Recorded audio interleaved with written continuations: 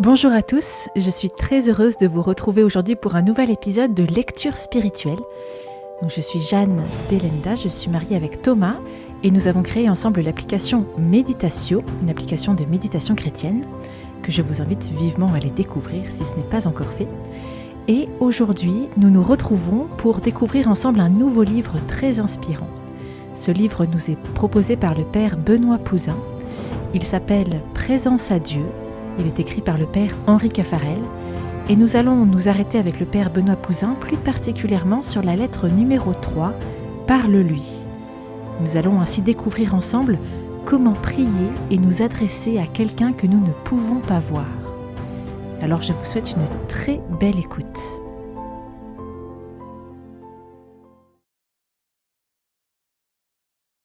Voilà, je m'appelle le père Benoît Pouzin, j'ai 47 ans, je suis prêtre dans le diocèse de Valence, dans la Drôme, et je suis prêtre depuis 20 ans, puisque j'ai été ordonné prêtre le 27 juin 2004.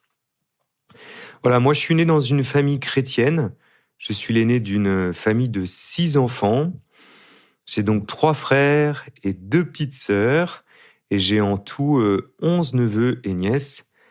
2 de mes frères, Benjamin et Thomas, sont les fondateurs du groupe Glorious. Voilà, j'ai la joie d'être aujourd'hui curé de paroisse dans la ville de Valence, dans une paroisse qui s'appelle Saint-Émilien, avec un autre confrère prêtre. Et je suis particulièrement investi dans la pastorale des enfants et des jeunes. Et je suis donc l'auteur de 3 livres, 3 ouvrages. Voilà, pour revenir un petit peu sur mon histoire, moi j'ai pensé être prêtre tout petit.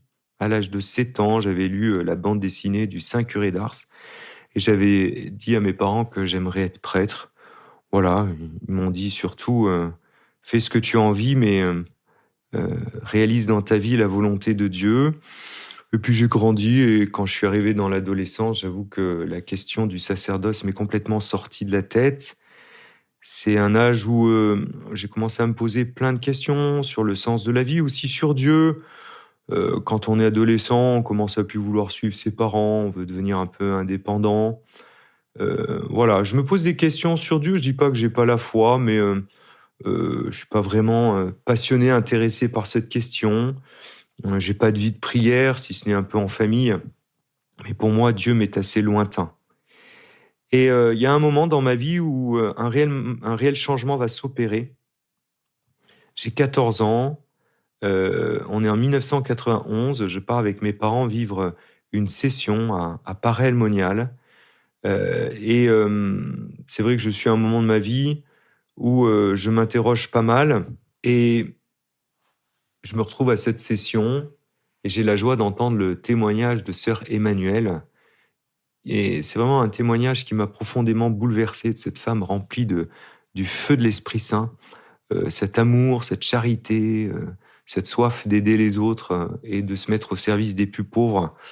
Et surtout, ce qui m'a beaucoup touché, c'est que cette femme, elle nous a pas fait une grande leçon de morale en nous disant vous les riches qui avez tout, non. Elle dit j'ai besoin de vous. Et là, c'est quand même la première fois que j'entends une adulte me dire cela. Et ça m'a profondément touché dans mon cœur. Et vraiment, cette femme a été à l'origine de ma rencontre avec le Seigneur, puisque le lendemain, le 16 juillet 1991, je me retrouve dans cette tente avec des centaines de jeunes, et on commence la journée par un temps d'adoration eucharistique. Voilà, j'ai pas obligatoirement une grande envie d'être là, une grande motivation, et comme j'ai pas vraiment une grande envie de prier, je me mets en fait à regarder tous ces jeunes qui sont là. Et en fait, intérieurement, je vais être assez vite touché, parce que c'est la première fois que je vois vraiment des jeunes qui prient et qui font pas du tout ce que leurs parents leur disent de faire. Et de les voir prier, ça va me donner envie en fait de prier. Un peu comme les disciples, vous savez, un jour qui voient Jésus prier. Et c'est tellement beau de voir Jésus prier que ses disciples vont venir vers lui en lui disant Seigneur, apprends-nous à prier. Et donc pour la première fois de ma vie, alors que j'avais prié des milliers de fois, en fait j'étais jamais passé, si vous voulez, de la tête au cœur. J'avais prié, mais tout ça c'était dans ma tête, je récitais des prières. Et là, pour la première fois de ma vie, j'ai vraiment eu le désir de prier. Et j'ai surtout eu le désir que Dieu vienne en moi. Et donc, je vais un peu comme lancer en quelque sorte un défi au Seigneur. Je vais lui dire, Seigneur, si tu es là, si tu existes vraiment, viens te manifester à moi. J'aime souvent, pour raconter mon témoignage, reprendre cette image, vous savez, de Jésus qui frappe à la porte de notre cœur, comme on le retrouve d'ailleurs dans le dernier livre de la Bible, dans l'Apocalypse, où il est dit « Voici que je me tiens à la porte et je frappe. Celui qui entend ma voix et ouvre ma porte, j'entrerai chez lui, je viendrai demeurer chez lui. » Et donc, je vais vraiment faire cette expérience d'ouvrir mon cœur. Je vais fermer mes yeux, et là, je vais vraiment m'adresser au Seigneur. Et je lui dis « Viens en moi », tout simplement. Et donc, je vais accueillir sa présence et ça va être un moment extrêmement fort parce que à ce moment-là, je vais vraiment faire l'expérience que Dieu m'aime, que Dieu est présent, qu'il est là dans ma vie. Et je le choisis en fait. Je choisis le Seigneur. Et pour moi, ce Jésus dont on m'avait parlé si souvent, ne devient subitement plus un être lointain, mais quelqu'un qui se fait tout proche de moi. Ce Jésus qui est mort sur la croix, qui est ressuscité, vient m'offrir sa paix. Et c'est vraiment cette rencontre que je vis à ce moment-là. Alors, c'est toujours un peu difficile de raconter tout ça avec des mots, mais c'est vraiment au plus intime de mon cœur que j'ouvre la porte et que j'accueille l'amour du Seigneur en moi. Quelque temps, j'avais lu un livre où on parlait du bienheureux Carlo Acutis, qui le jour de sa première communion, ça a été le grand moment de sa vie, et bien après avoir reçu Jésus, il est retourné à sa place, il s'est mis à genoux, il a fermé ses yeux, il a ouvert son cœur à Jésus et il lui a murmuré « Jésus, installe-toi bien, fais comme si tu étais à la maison. » Et en fait, Jésus l'a pris au mot, il s'est installé dans son cœur pour toujours, il a accueilli l'amour de Jésus en lui et il a promis à Jésus d'aller à la messe tous les jours pour le recevoir. Eh bien, cette expérience-là, si forte, si belle, c'est vraiment cette expérience d'accueillir le Seigneur en nous et de pouvoir finalement lui donner toute la place en disant « Bienvenue chez toi, entre dans ma maison, entre dans la maison de mon cœur. » Et cette expérience finalement que je vais vivre d'être infiniment aimé de Dieu, qui a rempli mon cœur d'une joie et d'une paix immense, en sortant de cette tente, je suis toujours Benoît Pouzin, je suis toujours le même, ma vie n'a pas changé, mais ça a changé ma vie. Parce que à ce moment-là, je choisis vraiment de vivre avec le Seigneur, de vivre avec son amour et de faire route avec lui. Exactement comme nous sommes tous appelés à suivre le Christ et à le choisir si tel est notre désir. Vous voyez, en fait, Dieu ne nous force pas. Il vient à notre rencontre, mais il n'y a que toi, et c'est ça le mystère de la foi, il n'y a que toi qui peux ouvrir la porte. Et à ce moment-là, moi, quelque chose a vraiment été changé aussi dans ma vie de foi. C'est-à-dire que d'abord, j'ai commencé à prier personnellement, ce que je ne faisais pas. Je me suis mis à lire la parole de Dieu. Pour moi, la messe, c'est vraiment devenu un rendez-vous essentiel parce que je crois vraiment que Jésus se donne à moi dans sa parole, dans ce pain vivant descendu du ciel. Je vais être accompagné spirituellement et tout ce cheminement va me permettre de me reposer cette question du sacerdoce parce que c'est tellement beau d'avoir fait cette rencontre avec le Seigneur que je ne peux pas garder cette joie pour moi. Et donc, mon regard aussi change, mon regard sur les autres. J'ose aller vers ceux qui ne m'attirent pas spécialement et puis ma foi, en fait, elle m'engage. Le fait de croire va m'aider à prendre ma place dans le monde, dans l'Église, dans la société, et à m'intéresser, en fait, à la vie des autres. Exactement comme, finalement, ce mystère de la foi qui nous ouvre. Si je dis la foi, elle m'ouvre à Dieu, elle m'ouvre aussi à moi-même, et surtout aussi aux autres. Et je goûte vraiment cette joie de me mettre au service des autres, et je goûte là une plénitude, en fait. Et c'est là que ma vie, tout simplement, va prendre réellement une autre saveur. Je vais donc vous lire un extrait de ce livre dont le titre est « Présence à Dieu » du père Henri Caffarel. Il a écrit en fait 100 lettres sur la prière. Je vous présente donc la lettre numéro 3 dont le titre est « Parle-lui ». Il y a quelques semaines, je suis allé à la trappe. Le père hôtelier m'accueille et me conduit à travers de longs couloirs clairs, pauvres et silencieux, chez le prieur. J'entre dans une pièce aux murs peints à la chaux, sans ornement, sans image, où m'attend un homme de silence et de sérénité. Son visage est tout ensemble rude et baigné de douceur, d'une douceur non sensible, toute spirituelle, qui estompe les saillies et les creux de son masque ascétique. En son regard s'harmonise la candeur de l'enfant et la sagesse du vieillard. Notre entretien est confiant. Il en vient à me parler du jour lointain qui décida de l'orientation de sa vie. Adolescent, il fréquentait un grand patronage parisien. Un certain jeudi d'hiver, au terme d'un long après-midi de jeu, le vicaire avait parlé de la prière aux aînés réunis dans la petite chapelle. Notre garçon laissa partir ses camarades, apparemment pour aider le vicaire à mettre de l'ordre. En réalité, il avait quelque chose à lui demander, mais ne savait guère comment s'y prendre. Tout en balayant la salle, c'est moins gênant qu'en tête-à-tête, il finit par dire « Vous nous répétez sans cesse qu'il faut prier, mais vous ne nous apprenez pas à le faire. » C'est vrai. Tu veux savoir prier ?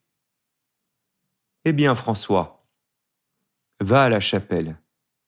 Et là, parle-lui. Je suis allé à la chapelle, ce soir-là, reprit le vieux moine. J'ai dû rester longtemps car je me souviens d'être rentré tard à la maison et d'être me fait sévèrement gronder. Pour la première fois, j'avais prié. Et je crois bien que depuis, je n'ai jamais cessé de lui parler. Ayant achevé sa confidence, le père prieur se tut. À une certaine inflexion de sa voix, j'avais compris que ce n'était pas sans émotion qu'il évoquait cet ancien souvenir, premier chaînon d'une longue intimité avec son Dieu. Le silence se prolongeait. Je n'osais le rompre. J'étais sûr qu'il lui parlait. Sans doute lui rendait-il grâce d'avoir rencontré, lors de ses 15 ans, le prêtre qui l'orienta sur les chemins de la prière.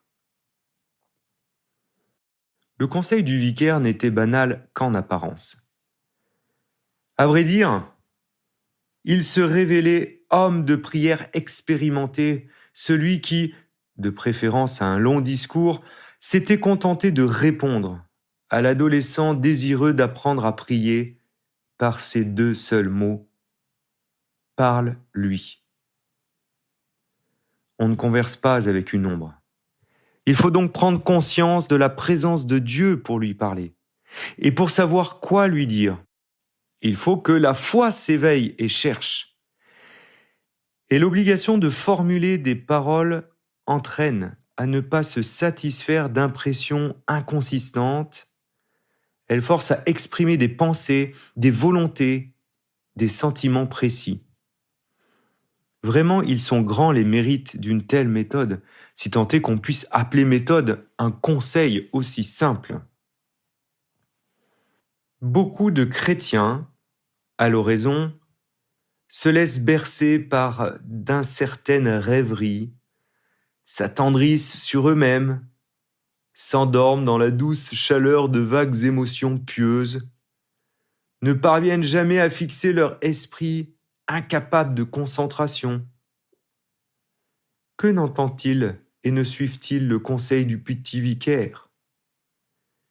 Mais peut-être le dédaignerait-il, ou par orgueil, ou par paresse spirituelle.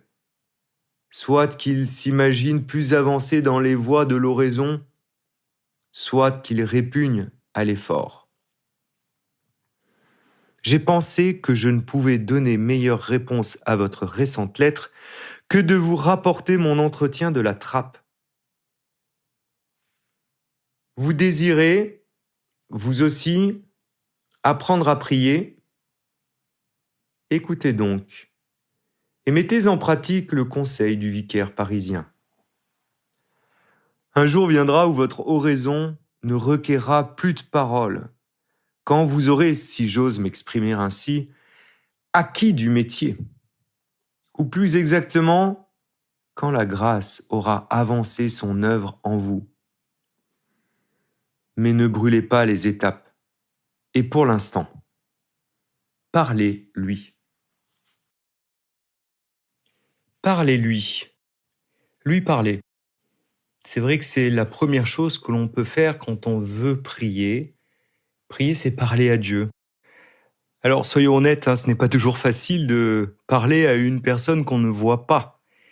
Et d'ailleurs, le principe même de la communication, c'est tout simplement d'avoir une personne en face de nous qui va écouter ce que j'ai à lui dire, qui va accueillir ma parole et qui va pouvoir réagir et apporter une réponse. Or, nous savons que avec Dieu, c'est quand même plutôt difficile puisque justement, nous ne le voyons pas avec les yeux de notre corps. Donc, nous ne pouvons pas être dans cette même communication.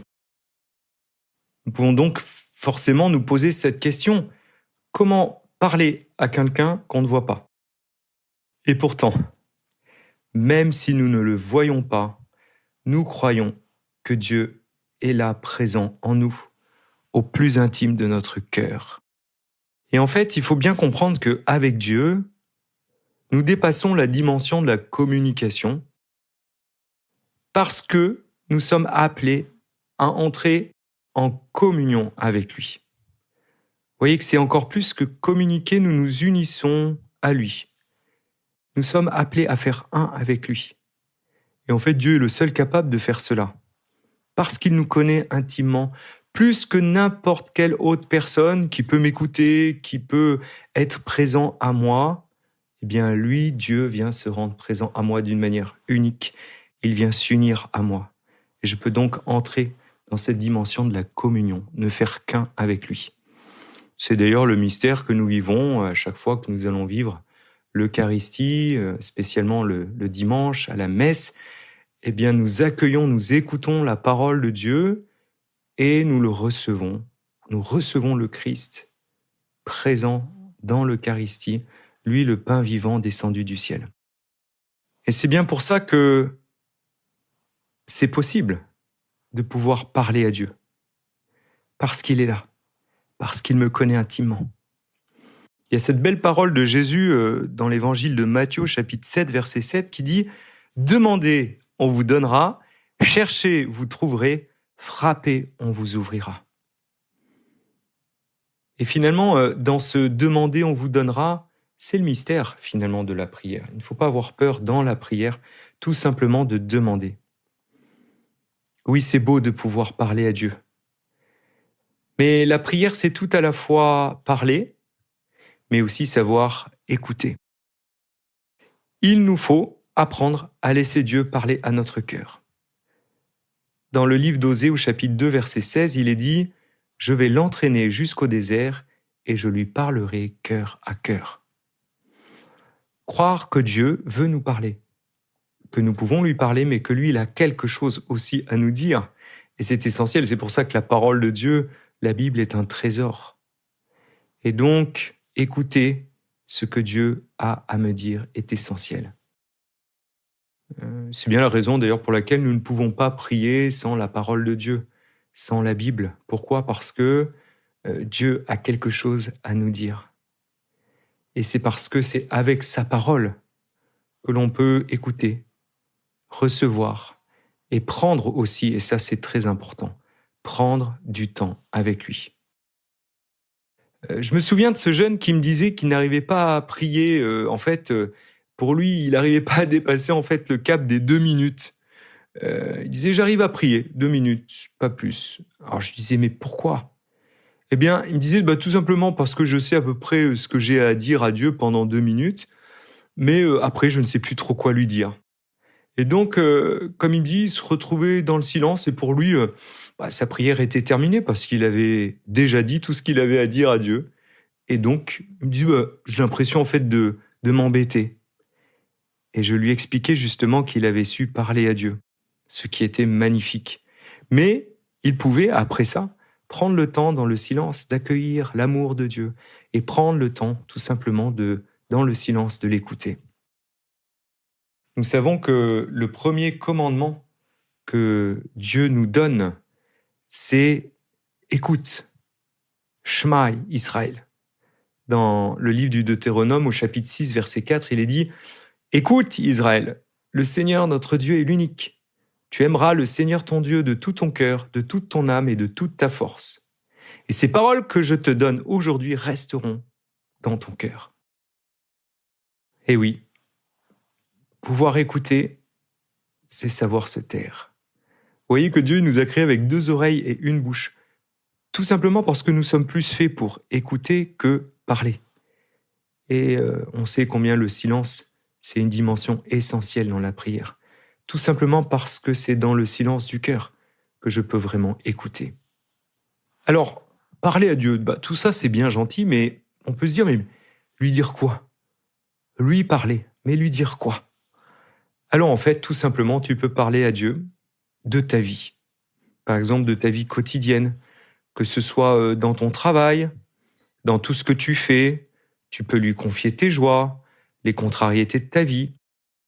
Mais comme Dieu est l'ami intime de ton cœur, tu peux aussi lui confier des choses intimes, les confier peut-être des choses que tu ne confies pas obligatoirement à d'autres personnes. Parce qu'en fait, tout dans ta vie intéresse Dieu. Que ce soit tes joies et tes peines.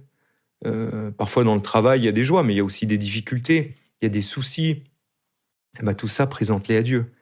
Tu as peut-être des joies, des peines, des soucis dans ta famille, dans ton couple. Tout ce qui va toucher en fait ton quotidien, tes problèmes de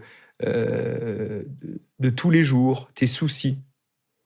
Lui parler comme un ami parle à son ami. Tu peux tout lui dire.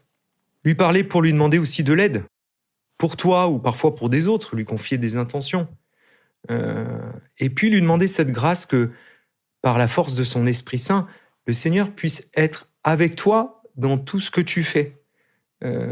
Parce que finalement, depuis notre baptême, c'est vraiment notre mission, c'est d'être envoyé, d'être le Christ là où le Seigneur nous envoie, d'être sa présence au milieu des personnes vers lesquelles il nous envoie.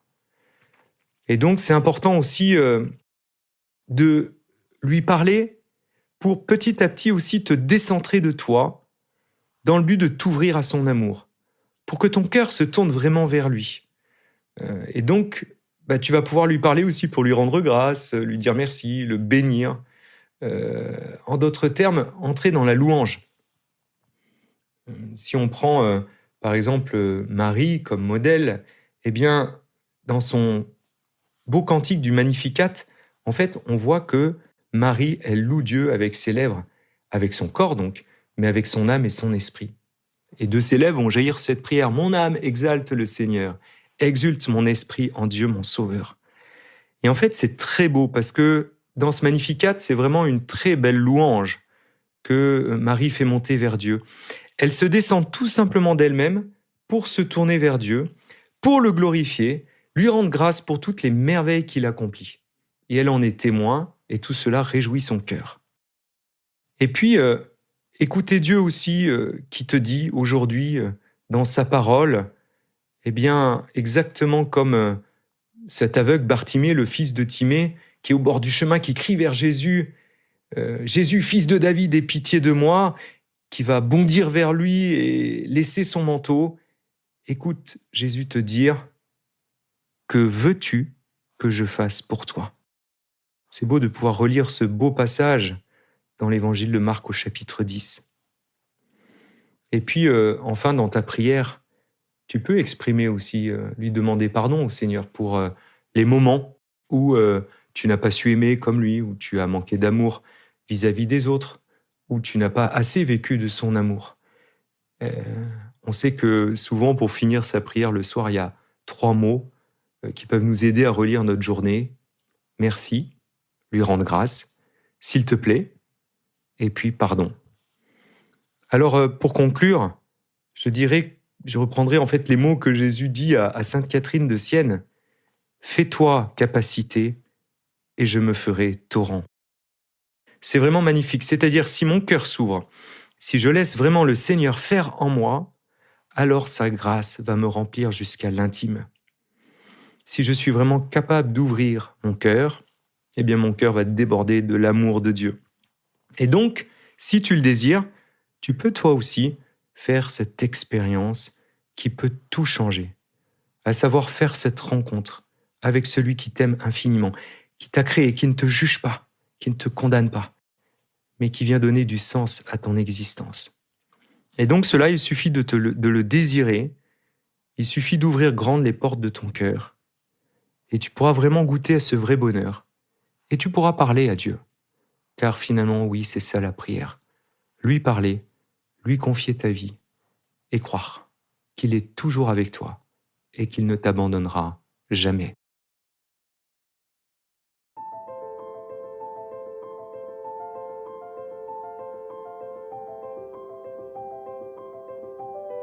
Merci beaucoup d'avoir écouté cet épisode jusqu'au bout. J'espère qu'il vous a plu. Si c'est le cas, n'hésitez pas à le partager autour de vous, à vos amis, à votre famille, sur les réseaux sociaux, etc. Et n'hésitez pas aussi à vous abonner à ce podcast pour pouvoir recevoir les prochains. Et enfin, n'hésitez pas à aller découvrir aussi notre application Méditatio sur laquelle vous trouverez beaucoup de programmes de méditation chrétienne. Il y en a pour tous les goûts. Je vous souhaite une très belle journée et je vous dis à bientôt.